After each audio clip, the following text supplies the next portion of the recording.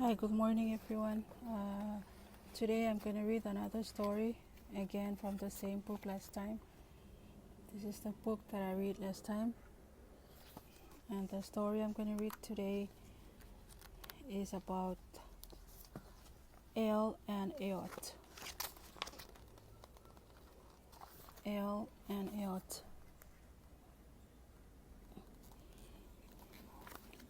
This story is told by PM Paulis. He's from the island of Fananu in the Federated States of Micronesia. Once upon a time, on the island of Chuuk, there lived a couple, Eol and Eot, with their only son. Their son's name was Orosiripa. His parents loved him greatly and gave him everything he wanted. Eol cared for Orosiripa and made sure he would grow up to be a good person. Orosiripa and Eol loved to go fishing. They didn't use a fishing pole or a net to catch fish. They used something called an pronounced An is a big cage made of wood. It is placed in the water and used to catch fish. Orosiripa's father worked hard to build his hut.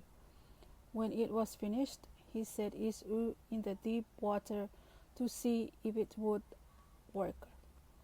They left the hut in the water for several days.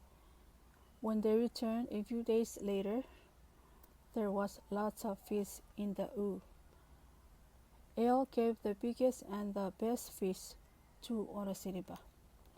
This became their daily routine.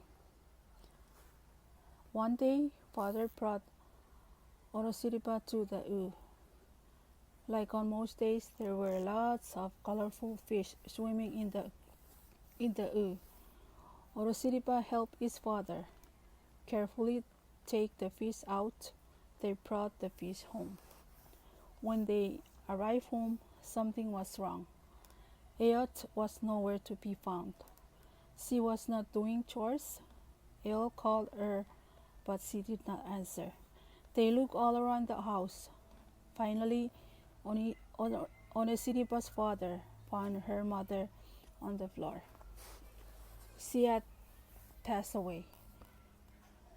The next day, they buried her. Year passes, but things were not the same without Eot. Orosiripa and Eol thought about her every day. They miss her very much. Every day, father looked at Orosiripa's sad faces. It hurt him to see his son sad. Father needed to do something to help Orosiripa feel happy again. He decided he needed to find another wife so Orosiripa could have a new mother. Father hoped a new mother would make Orosiripa happy again. The next day, father sailed to a nearby island called Murla. He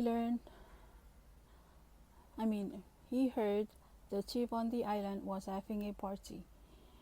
Father hoped to meet his new wife at the party. Later, father met a beautiful woman. They talked and danced and they had a nice time together.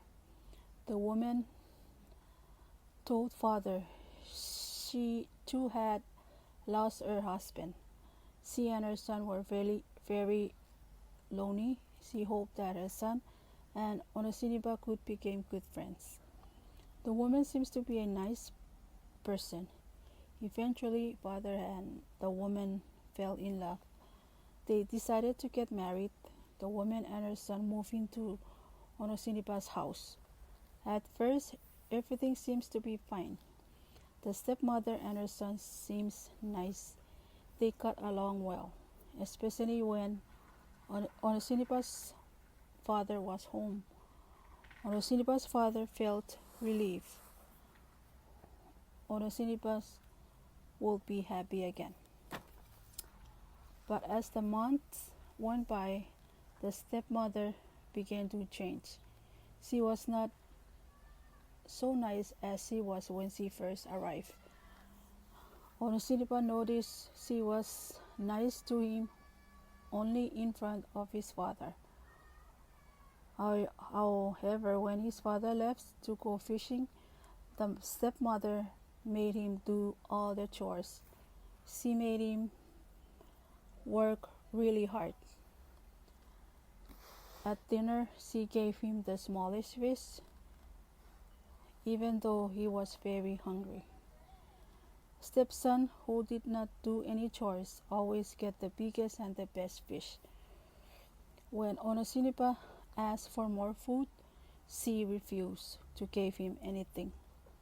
Stepmother was very mean to Onosinipa, but father did not know. Father thought everything was fine. He seems happy with his new life. As time went on, Onosinipa grew thinner and thinner. He also felt very sad, much sadder than he and his father lived alone. Every day, Onosinipa thought about his mother and how much he missed her. He felt miserable, but father seems happy. Onosinipa did not know how to tell his father that things were not going well. He worried his father would be angry with him. Onosinipa said nothing. Onosinipa's father began to see that Onosinipa was not happy.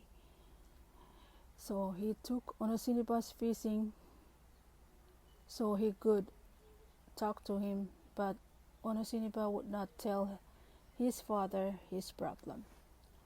While they were on the boat, a bird flew out of nowhere and landed near Onosinipa. Onosinipa knew right away the bird was the spirit of his mother.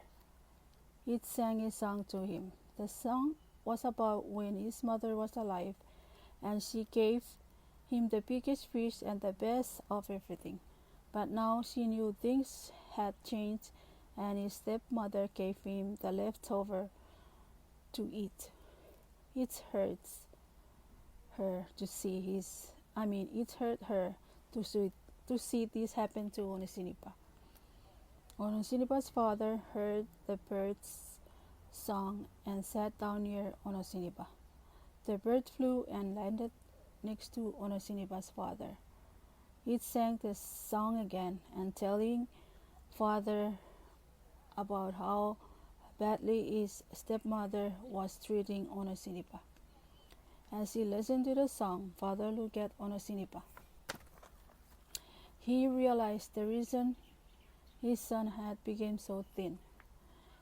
He also understood why Onosinipa seemed so sad. His new wife was treating Onosinipa very bad. Hearing the song made father very angry at his new wife and her son. He had to find a way to stop Onosinipa from being treated so badly. He had to put stop to it. After fishing, he and Onosinipa headed home. When they arrived home, father gathered wood and built a large fire. But instead of cooking the fish they brought home, father pushed his new wife and her son into the fire. They burned up.